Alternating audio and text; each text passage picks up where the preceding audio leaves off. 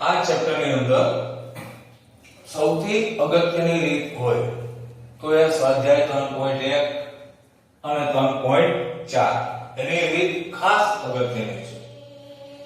એટલા માટે કારણ કે આગળના જે ચેપ્ટર ભણવાના છે આના પછી તે એવા 3 ચેપ્ટર છે કે જેમાં 3.1 ના દાખલાની રીત અને 3.4 ના દાખલાની રીત, મતલબ કે 3.1 અને 3.4 આ બે સ્વાધ્યાયના જે પ્રકારના દાખલાઓ છે એ આપણે એના ઉપયોગમાં લેવાના છે.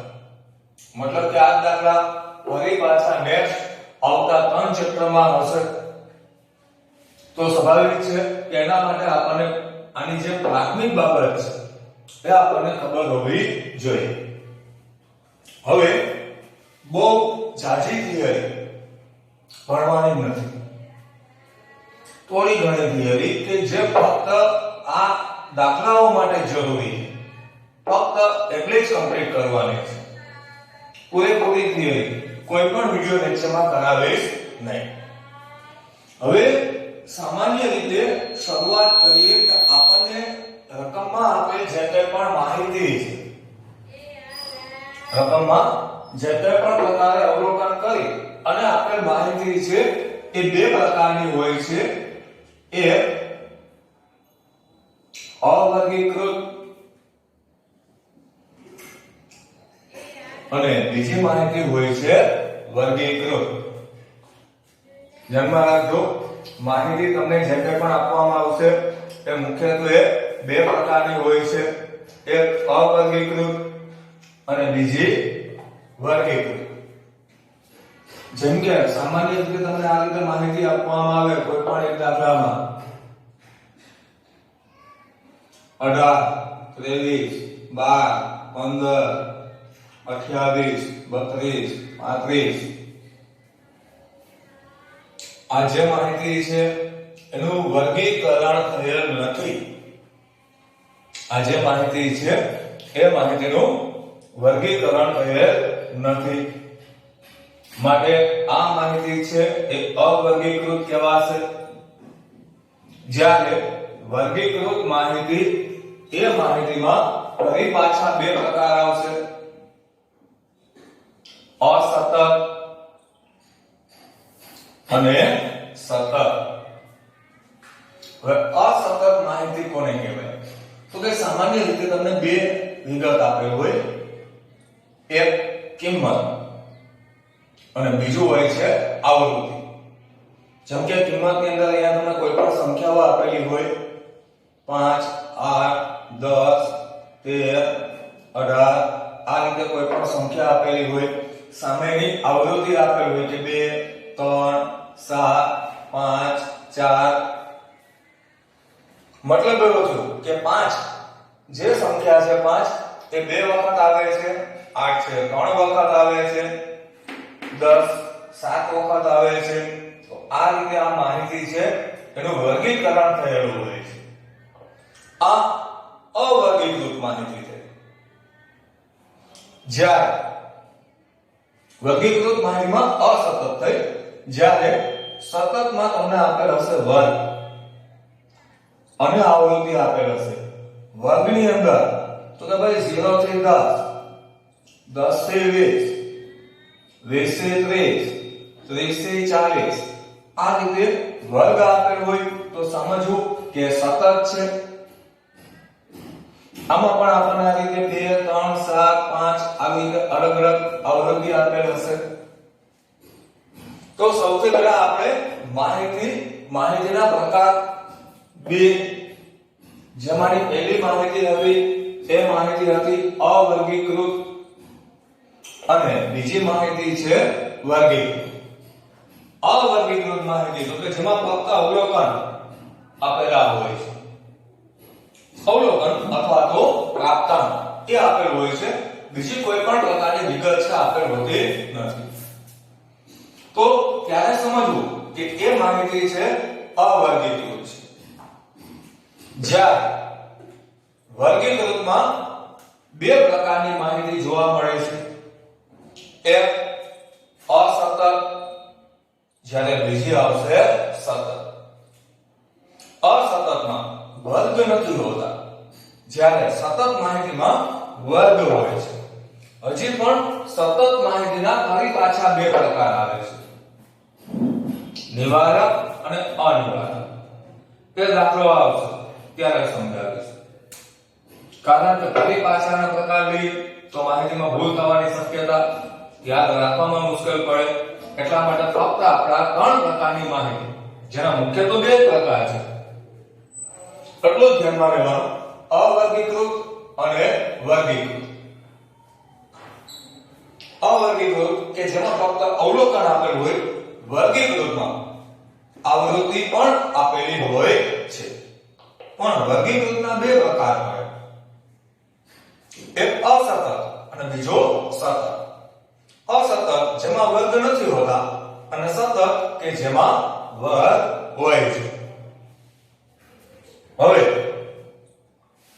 આપણે અહીંયા આ એક બાબત ધ્યાનમાં લઈએ કે ભાઈ જ્યારે અવર્ગીકૃત માહિતી હોય તો ત્યારે n+1 એનો ઉપયોગ થશે. વર્ગીકૃતમાં અસતત હોય તો ત્યાં પણ n+1 નો ઉપયોગ થશે. જ્યારે જ્યાં વર્ગ આપેલ હોય ત્યાં ફક્ત n નો ઉપયોગ થાય છે. ધ્યાનમાં રાખજો, અવર્ગીકૃતમાં ઉપયોગ થશે n+1, અસતતમાં પણ n+1. જ્યાં સતત આવે ત્યાં ફક્ત n નો ઉપયોગ થાય છે.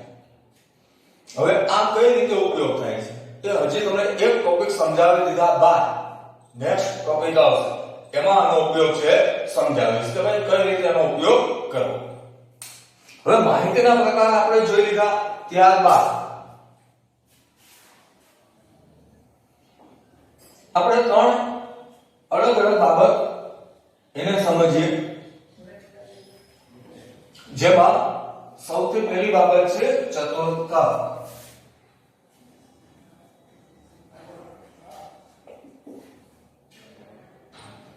બીજી બાબત છે દશાંશ અને શતાંશ. ધ્યાનમાં રાખજો, હમણાં જે n ના ઉપયોગ કીધા, n+1 ક્યારે લેવા અને n ક્યારે લેવો, તો એ બાબતનો ઉપયોગ આના પછીના ટોપિક, મતલબ કે આના જે સૂત્ર કરાવીશ એની અંદર આનો ઉપયોગ થશે. હવે સૌથી પહેલા ચતુર્થક એટલે શું? તો કે ભાઈ કોઈ પણ માહિતી આપેલ હોય એ માહિતીને એક સરખા ચાર ભાગમાં વિભાજન કરી અને જે જગ્યાએથી એનું વિભાજન થાય છે, જે બિંદુએથી કે જે અવલોકનથી એનું વિભાજન થાય, એ અવલોકનની કિંમતને કહેવામાં આવે એના ચતુર્થક. હવે આ જે વાક્ય મેં કીધું એમાં સમજવામાં પ્રોબ્લેમ થાય કે ભાઈ કોઈ માહિતી છે એના ચાર ભાગ પડ્યા, જે જગ્યાથી ભાગ પડે છે એ અવલોકનને એનું ચતુર્થક કહેવાય. આ શબ્દો દ્વારા સમજાવી તો સમજી શકાય નહીં, પણ એક રેખાખંડ દોરી અને તમને સમજાવવાની કોશિશ કરું. જેમ કે આ એક રેખાખંડ છે,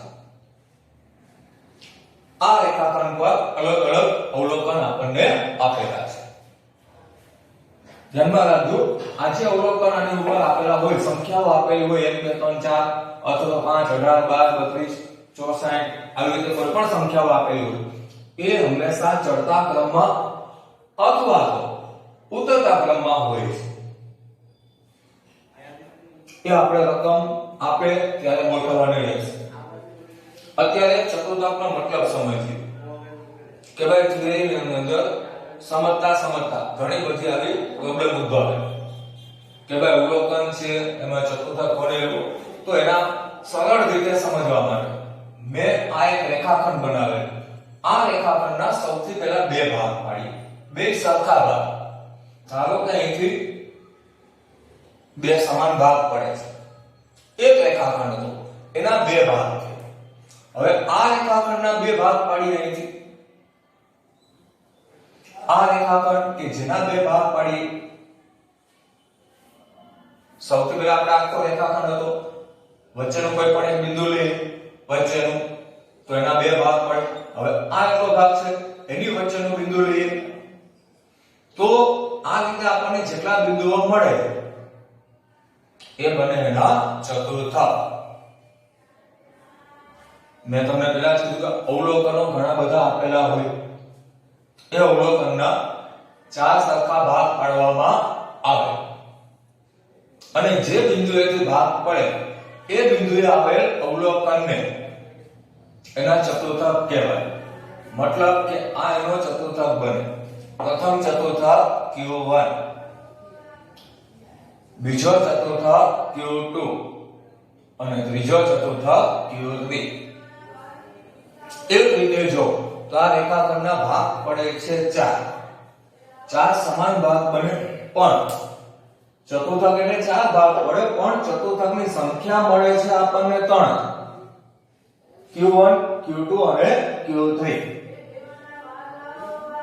ધ્યાનમાં રે ચતુર્થક એટલે કેટલા ભાગ બનશે 4 પણ એ ચતુર્થકની સંખ્યા કેટલી બને છે 3.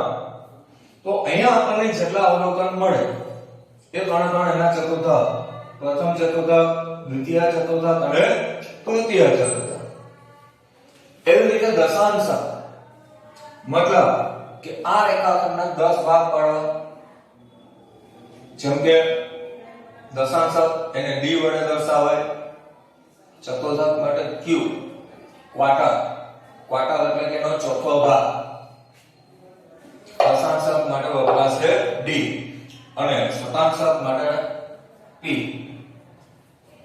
10 ભાગ પાડીએ d1, d2, d3, d4, d5, d6, d7, d8, d9.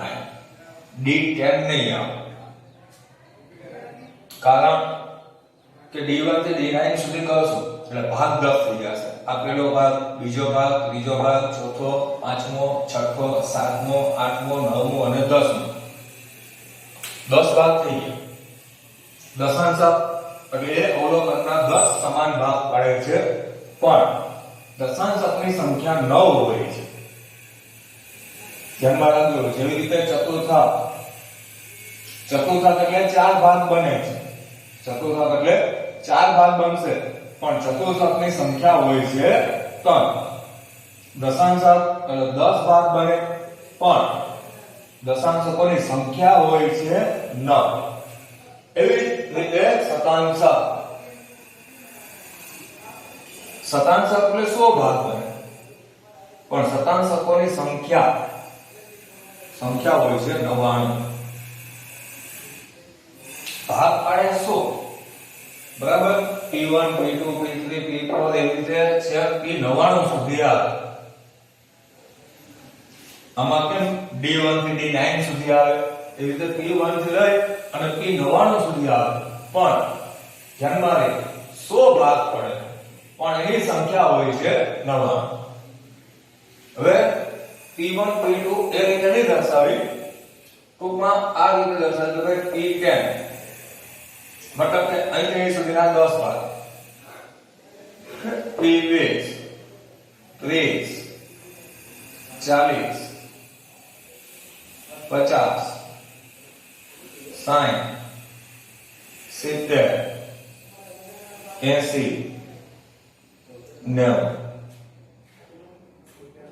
અહીંયા લાસ્ટ થોડેક આગળ P99 હોય છે. અહીંયા શરૂઆતમાં P1 થી લઈ અને P99 સુધીના ભાગ.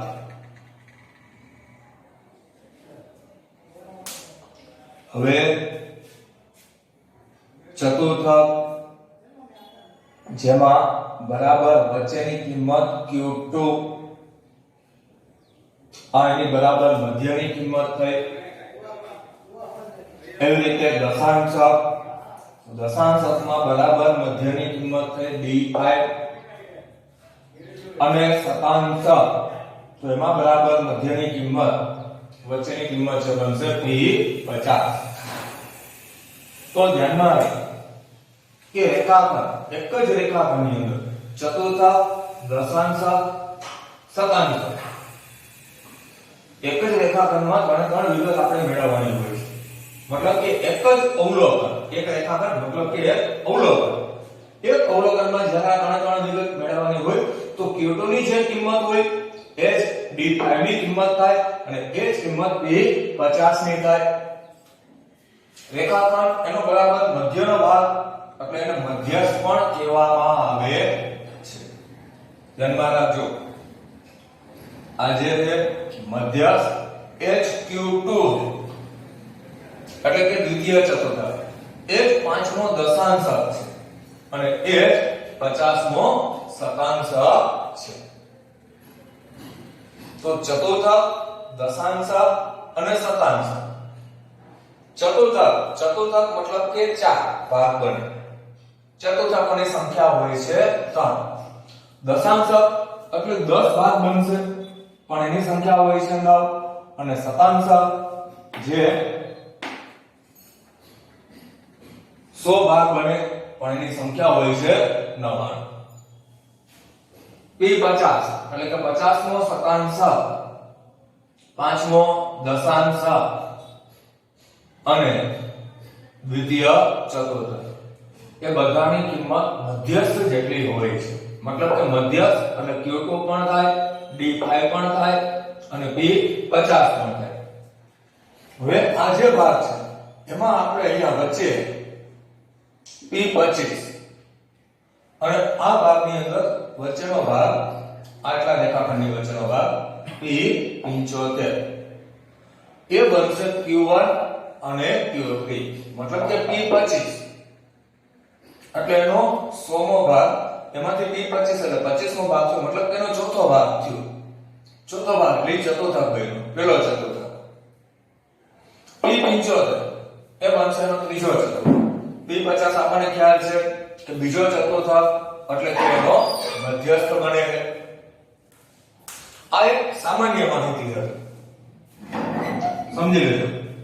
દાખલાની અંદર આ માહિતી સમજાવ્યા વગર પણ દાખલા થઈ શકે, પણ આપણને આ નોલેજ હોવું જરૂરી છે કે ભાઈ શતાંશ એટલે શું, દશાંશ એટલે શું, ચતુર્થાંશ એટલે શું. થોડો ઘણો ખ્યાલ કદાચ એના ઉપર આવેલો હોય. બાકી હજી જ્યારે દાખલાની શરૂઆત કરશો કે દાખલા સમજીએ ત્યારે આપણને આના વિશે પૂરેપૂરી માહિતી મળશે.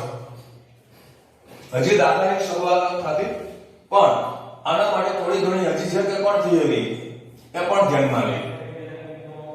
હવે એના માટે સૌથી પહેલા મેં તમને થિયરી કરાવેલી માહિતી કે માહિતી છે બે પ્રકારની હોય છે, એક અવર્ગીકૃત અને બીજી વર્ગીકૃત.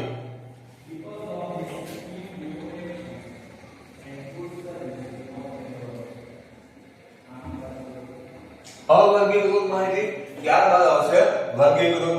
વર્ગીકૃતમાં અસતત અને સતત. હવે અવર્ગીકૃત માહિતી આપણે લઈએ. જેમ કે આ રીતે કોઈ પણ સંખ્યાઓ આપેલી હોય 12, 15, 18, 23, 24 જે કંઈ પણ માહિતી આપેલી હોય તો ધ્યાનમાં રાખજો, જ્યારે અવર્ગીકૃત માહિતી હોય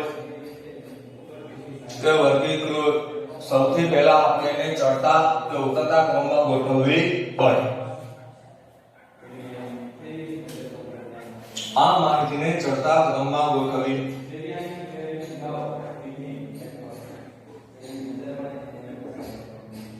તો શરૂઆતની સંખ્યાઓ બરાબર છે, તો 12, 15, 18, ત્યારબાદ 23, 24 અને 38. વર્ગીકૃત અવર્ગીકૃતની જે થિયરી કરાવે એમાં આપણે તમને એવી વાત કરેલી હતી કે n+1 નો ઉપયોગ કરો. ઉપયોગ કોનો થશે? n+1. માહિતી સૌથી પહેલા ચડતા ક્રમમાં ગોઠવી નાખે. ત્યારબાદ હવે ધારો કે તમને પેલા Q1 મેળવવાનું છે. શું મેળવવાનું છે? Q1. Q1 એટલે પ્રથમ ચતુર્થાંશ. તો n+1. જો n+1 નો ઉપયોગ અહીંયા આ રીતે થાય. ચતુર્થાંશ છે એટલે છેદમાં મુકાય 4. એટલામું અવલોકન અથવા તો એટલામો લાગતા. પેલો ચતુર્થાંક મેળવવાનું કે તેનો સૂત્ર આ રીતે આવશે n+1/4. જો બીજો ચતુર્થાંક મેળવવાનું કે તો n+1/4 પણ આગળ મૂકવામાં આવશે 2. અહીંયા આગળ કાંઈ ન હોય તો 1 અને q3 હોય તો આગળ મૂકવામાં આવે 3. n+1/4 શા માટે મુકાય તમને ખ્યાલ છે? કારણ કે ચતુર્થાંક મેળવવાનો તો છેદમાં 4 આવે. હવે ધારો કે કદાચ દશાંશક મેળવવાનો હોય તો છેદમાં આવે 10. શતાંશક મેળવવાનો હોય તો અહીંયા છેદમાં આવે 100. હવે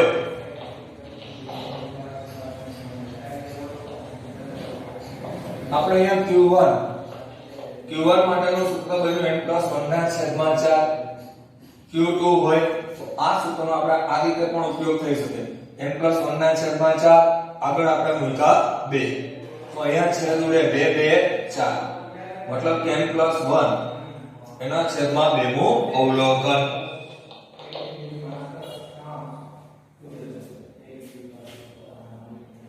આ દશાંશક ચતુર્થાંક માટેના સૂત્ર બન્યા. હવે આપણે દશાંશક લઈએ. જેમ કે બીજો દશાંશક મેળવવાનો હોય d2 તો સૂત્ર n+1 આવશે. દશાંશક છે એટલે છેદમાં 10. બીજો દશાંશક છે એટલે અહીંયા મૂકવામાં આવે 2 એટલે આનું અવલોકન. સાતમો દશાંશક હોય n+1/10 પણ આગળ મૂકવામાં આવે 7. નવમો દશાંશક હોય તો આગળ 9 આવી જાય n+1/10. તો આ રીતે આપણને એના સૂત્ર મળે. હવે કદાચ જો શતાંશક હોય જેમ કે p35 તો સૂત્ર આ રીતે n+1 પણ હવે છેદમાં આવે 100 શા માટે? કારણ કે શતાંશક છે. શતાંશક હોય તો છેદમાં 100 મૂકવા. અહીંયા 35 આપે મતલબ કે આગળ મુકાશે 35. આ એટલામું અવલોકન. 70મો શતાંશક મેળવવાનું છે તો આગળ આવી જાય 70. n+1/100 મું અવલોકન.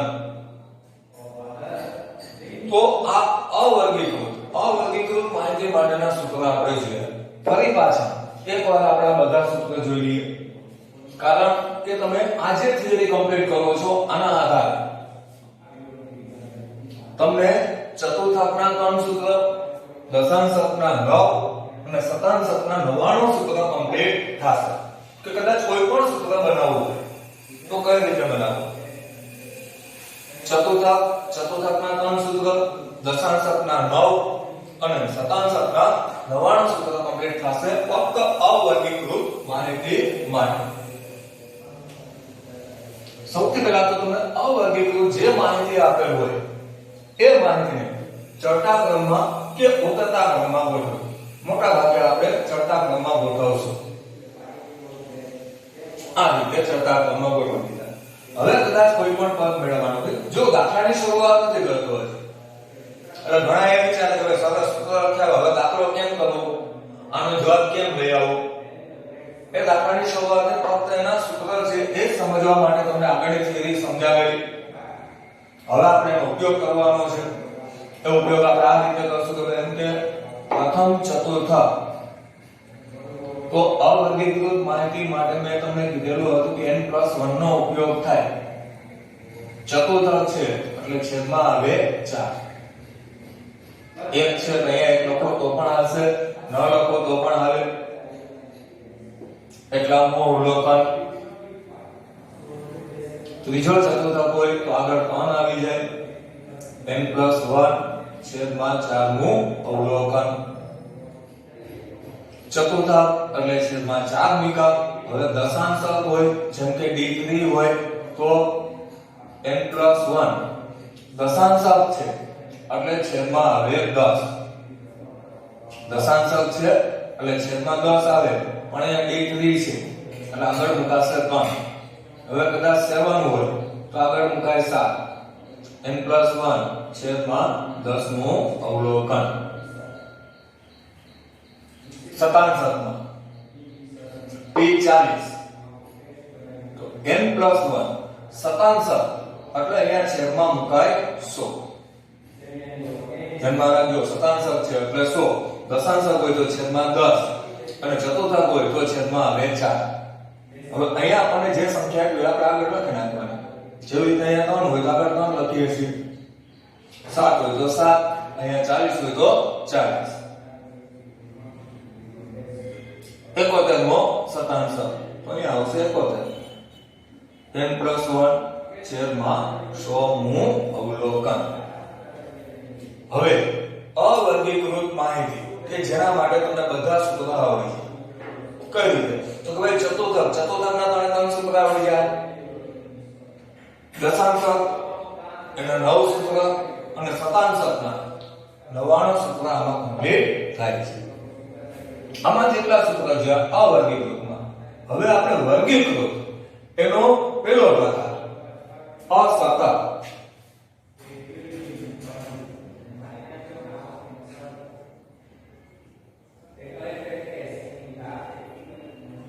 મેં તમને આ રીતે માહિતી દર્શાવેલી હતી અગાઉ જે થિયરી કરાવેલી હમણાં એમાં એક તમને અવલોકન આપેલ હશે બાજુમાં આપેલ હશે એની આવૃત્તિ જેમ કે અહીંયા આપણને આપેલો હોય 11 12 14 15 18 21 અહીંયા કંઈ પણ આવૃત્તિ આપેલી હોય છે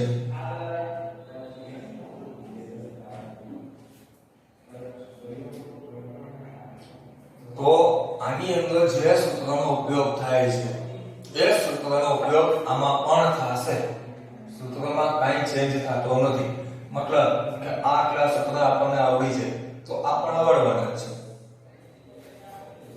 આની અંદર f ઉપરથી આપણે મેળવવાનો હોય છે cf મતલબ કે આવૃત્તિ પ્રતિ સંચય આવૃત્તિ મેળવવાની એ કઈ રીતે મેળવવી દાખલામાં આવશે અત્યારે કાંઈ કરવાનું નથી તો અત્યારે કરવાનું ફક્ત એટલું જ છે કે સૂત્ર છે એનો ઉપયોગ કઈ રીતે કરવો સૂત્ર પહેલા આપણને આવડવા જોઈએ જેમ કે આપણે અહીંયા q3 લઈ તો હવે આપણને ખ્યાલ છે કે ભાઈ n+1 છેદમાં 4 n+1 નો જ ઉપયોગ થાય વર્ગીકૃતમાં અસતત હોય ત્યારે આગળ મૂકવામાં આવશે 3 કેટલામું અવલોકન CF માં જોતા ધ્યાનમાં રાખજો બે સૂત્રોમાં થોડોક જ ફરક પડે છે અહીંયા ફક્ત એટલામું અવલોકન એવો શબ્દ લખાય છે જ્યારે અહીંયા એટલામું અવલોકન CF માં જોતા CF માં શા માટે કારણ કે રકમમાં આપણને F આપેલ છે F આપેલ હોય ત્યારે CF મેળવવો પડે એટલે ફક્ત એટલા શબ્દનો જ વધારો થાય છે બાકી સૂત્રમાં કોઈ ચેન્જ થતો નથી છઠ્ઠો દશાંશક લઈ તો આગળ મુકાશે 6 n+1 દશાંશક છે એટલે છેદમાં આવે 10 એટલામું અવલોકન CF માં જોતા 45 મો શતાંશક તો આગળ મુકાશે 45 n+1 શતાંશક છે એટલે છેદમાં આવે 100 એટલામું અવલોકન CF માં જોતા આમાં પણ ચતુર્થકના 3 સૂત્ર દશાંશકના 9 અને શતાંશકના 99 સૂત્ર મતલબ એક સાથે જોઈએ તો બેમાં ચતુર્થકના 3 સૂત્ર કમ્પ્લીટ થયા બેમાં દશાંશકના 9 સૂત્ર અને શતાંશકના બેમાં 99 સૂત્ર કમ્પ્લીટ થયા અવર્ગીકૃત અને વર્ગીકૃતમાં ફક્ત આપણે અસતત જોઈએ હવે આપણે જોઈએ સતત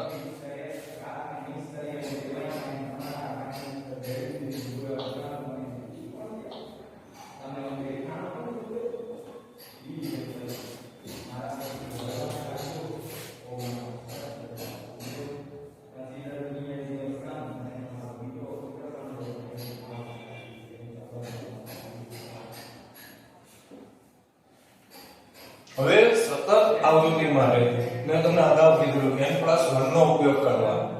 જ્યારે વર્ગીકૃત આવે એમાં સતત હોય ત્યારે ફક્ત n નો ઉપયોગ થાય. આની રકમમાં તમને વર્ગ આપેલ હોય છે, આવૃત્તિ આપેલ હોય છે, જેના પરથી CF આપણે મેળવવાના હોય છે. વર્ગ આપેલ હોય 0 થી 10, 10 થી 20, 20 થી 30, 30 થી 40, 40 થી 50, 50 થી 60. આવૃત્તિ લઈએ 3, 7, 10, 12, 8 અને 5. F નો જો ટોટલ હોય એ ટોટલને કહેવામાં આવે n.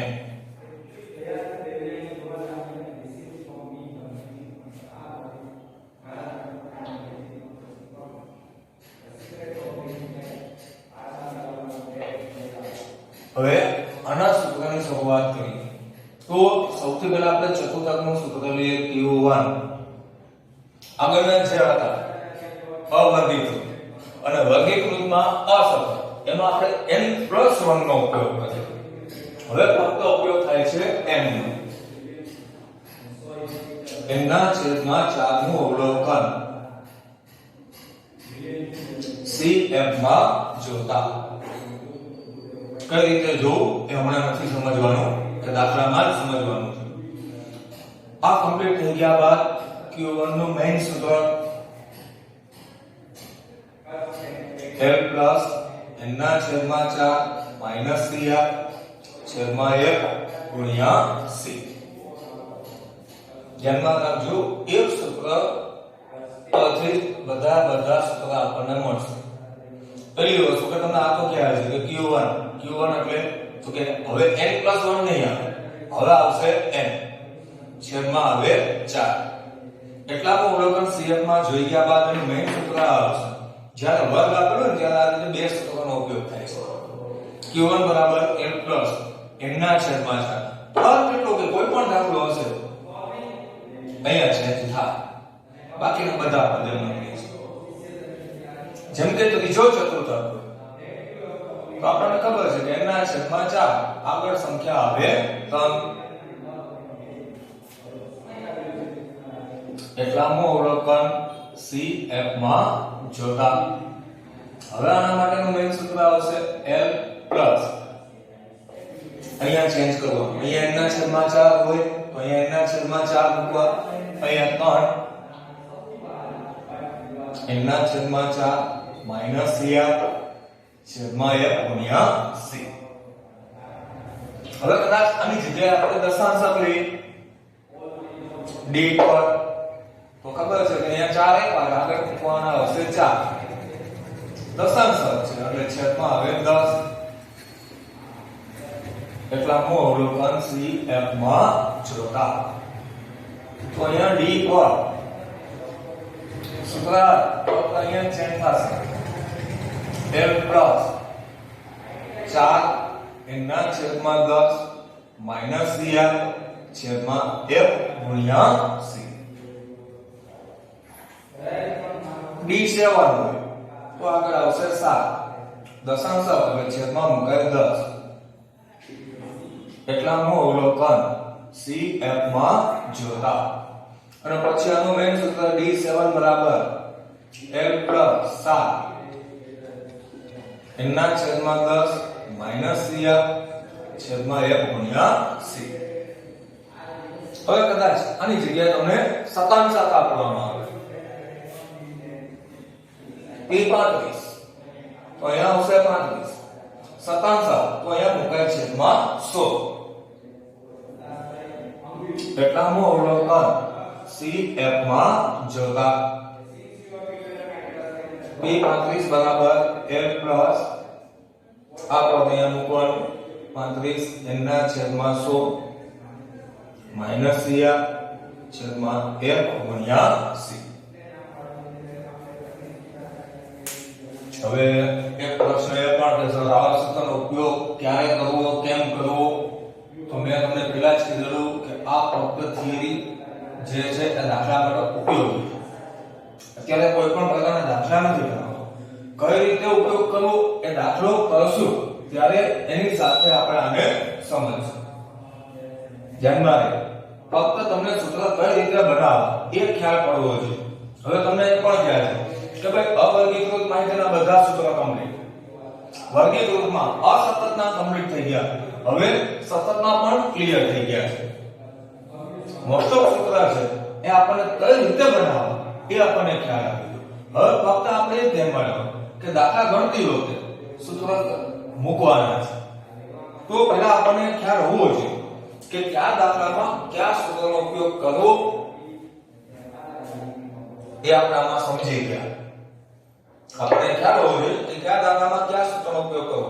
હવે કદાચ વર્ગીકૃત માહિતી હોય કે અવર્ગીકૃત હોય, વર્ગીકૃતમાં અસતત હોય કે પછી સતત હોય, આપણને સ્પષ્ટ આઈડિયા હોવો જોઈએ કે આ દાખલામાં આ પ્રકારના સૂત્રનો ઉપયોગ થાય છે.